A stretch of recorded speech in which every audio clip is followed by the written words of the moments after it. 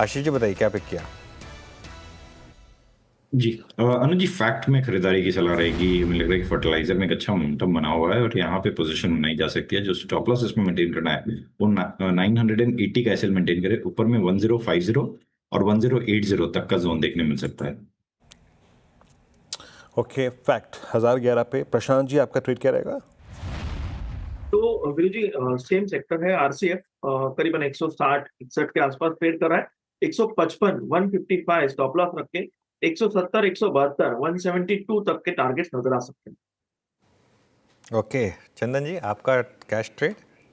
बिल्कुल, मैं इटर्नल पे वापस फोकस करूंगा, जहाँ पे सेटअप अच्छा है, slow and study momentum built हो रहा है, तो यहाँ पे खरीदारी है तो रखें, नहीं तो नया खरीद सकते हैं। 322 का सपोर्ट है, ऊपर में लगभग 344 तक के टारगेट बनने चाहिए। ओके चलिए, वैसे इटर्नल है एफएनओ का स्टॉक, लेकिन चंदन जी कैश में लेंगे तो ठीक है, कर सकते हैं। अच्छा, अब जरा एक बार निफ्टी को वापस देखते हैं। देखिए, एक अच्छी चीज़ आज हो रही है कि बैंक निफ्टी के गिरने के बावजूद निफ्टी ठीक ठाक काम कर रहा है और मिड कैप में अच्छा मोमेंटम है। मिड कैप देखिए आप करीब करीब 0.5% ऊपर ट्रेड करता हुआ दिखाई देगा आपको, 330 पॉइंट ऊपर मिड कैप। और एडवांस डिक्लाइन अभी के लिए शानदार है, ऑलमोस्ट 2:1 के करीब का एडवांस डिक्लाइन आपको इस समय दिखाई देगा। आप तो वीरू, अब तक तो स्क्रीन ठीक है, वैसे सिर्फ एक बैंक निफ्टी की दिक्कत है। जहाँ निफ्टी की ठीक है फिर भी अनुज, और वो एटलीस्ट इस वक्त भी निफ्टी सारे एवरेज के ऊपर ट्रेड कर रहा है, और वो यही कल वो लेवल था जिसको तोड़ने के बाद थोड़ा सा प्रेशर बढ़ा था। बट एक स्टॉक लेके आइए दैट आई थिंक, जैसे कि अनुज कह रहे हैं कि बैंक निफ्टी बैंक उतना सही या फिर सटीक नहीं है जितना शायद निफ्टी है। Look at ICICI bank. अब आईसीआईसीआई बैंक का ये कोलैप्स कहाँ से आ रहा है? ये फेलियर वहीं से आ रहा है, बड़े एवरेज से। मेरे ख्याल से 1 2 3 4 5 6 7, इट्स 7th सेशन ये फेलियर, ये कोलैप्स आ रहा है 100-day एक्सपोनेंशियल एवरेज से। ये उस एवरेज को रीगेन करने में रोज़ ब रोज़ अगर आप देखें विफल हो रहा है। माना साहब की रीडिंग आईसीआईसीआई बैंक पे मेरे ख्याल से आपने एक दिन शॉर्ट साइड पर रखा भी था, अगेन कोलैप्स हुआ उसी पॉइंट से।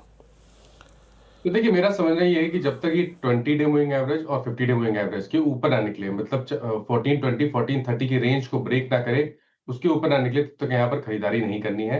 आपने लॉन्ग पोजीशन बना रखी है तो स्टॉप लॉस जरूर से लगाइए। जो 3 दिन पहले का लो था 1384 के आसपास, 1384 के आसपास, अगर वो ब्रेक होगा तो ये जो लोअर टॉप लोअर बॉटम्स का ट्रेंड है ये कंटिन्यू होगा, और उस केस में आपको शायद 1340 के आसपास के भाव भी देखने को मिल सकते हैं। तो अप्रोच कॉशियस रहेगी, खरीदारी केवल 1430 1430 के ऊपर ही करनी है। ओके, इटर्नल मीनवाइल देखिए, जब ये जो बिग स्टॉक्स होते हैं ये फ्लैट खुले ना, मुझे बहुत अच्छा लगता है, क्योंकि उसके बाद थोड़ा सा पार्टिसिपेट करने का मौका मिलता है लोगों को। अब देखिए अच्छा मोमेंटम इस समय 0.25% ऊपर एक ये स्टॉक का। एक और स्टॉक जहाँ पर काफ़ी शानदार मूव बनने की तैयारी हो रही है वो है इंडस टावर। इंडस टावर आपको याद होगा 2 दिन पहले काफ़ी गिरा था, क्योंकि वो अफ्रीका में उन्होंने कहा था कि वो शायद एंट्री करेंगे, मार्केट को पसंद नहीं आया था। शायद उस पर कुछ रीथिंक कंपनी की तरफ से हो रहा है, शायद ये बज़ है मार्केट में, और यहाँ पर इस समय ठीक ठाक मोमेंटम है। ये एक स्टॉक है जो थोड़ा सा इस समय मूव दिखा रहा है, लेकिन इसके अलावा और क्या अच्छा कर रहा है एक बार ज़रा आप लेकर आइए वापस मिड कैप इंडिया। थोड़े से मिड कैप से पिक करते हैं, क्योंकि यहीं पर इस समय मोमेंटम है। और इसमें एक दो स्टॉक्स, एक बार अतुल ऑटो देखते हैं। अतुल ऑटो ये करीब करीब 5% ऊपर है, अच्छा मूव यहाँ पर अतुल ऑटो में। ध्यान रखिएगा ये भी एक इलेक्ट्रिक 3 व्हीलर वाली कंपनी बन के रह गई है बेसिकली, तो यहाँ पर एक अच्छा मूव आपको इस समय दिखाई देगा। आशीष, आपके पोर्टफोलियो में है क्या, या व्यू है क्या आपका अतुल ऑटो पर? नहीं, बिल्कुल देखिए, स्टॉक हमारे पोर्टफोलियो में नहीं है, बट जैसे कि जीएसटी में एक बड़ा बेनिफिट 3 व्हीलर स्पेस को मिला, और अतुल ऑटो डेफिनेटली उसका बेनिफिशियरी है। और इसीलिए कल हमने जब चर्चा भी की थी तो बजाज ऑटो हमारी प्रेफर्ड पिक थी। उसका रीजन था कि नंबर 1 3 व्हीलर प्लेयर है बजाज ऑटो, और साथ ही साथ इलेक्ट्रिक 3 व्हीलर के अंदर में भी इनकी मार्केट लीडरशिप पोजीशन है, प्लस एक्सपोर्ट में भी एक बहुत बड़ा शेयर ये रखते हैं। तो definitely Bajaj auto, Atul auto, ये दोनों ही कंपनीज इस पूरे जीएसटी कट का जो खास तौर पर 3 व्हीलर्स पे भी आया है उसके एक बड़े बेनिफिशियरी बनते हुए नजर आएंगे। ओके, अच्छा गाबा सर इस समय एक अपना हाथ रेज कर रहे हैं। गाबा सर, कुछ ट्रेड आया है क्या? जी हाँ, मुझे स्टॉक जो पसंद है इस वक्त वो है ग्लेनमार्क फार्मा। 2032 पर ओके, ट्रेड कर रहा है, इस पे सेटअप हुआ है और स्टॉप लगेगा 2020, करीब 12 रुपए का है। 2100 का लक्ष्य होना चाहिए और कहीं पर भी निकल जाना चाहिए। लेकिन यस 2100 पॉसिबल है। फर्स्ट टारगेट 2060, फिर 2080, फिर 2100।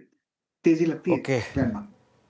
ग्लेनमार्क में तेज़ी अच्छी है, ये रहेगा आपका पिक का।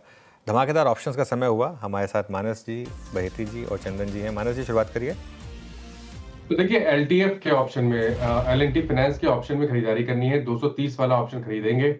8 रुपए के आसपास ये ऑप्शन ट्रेड हो रहा है। 6 रुपए का स्टॉप लॉस लगाना है। 12 रुपए के टारगेट पॉसिबल है।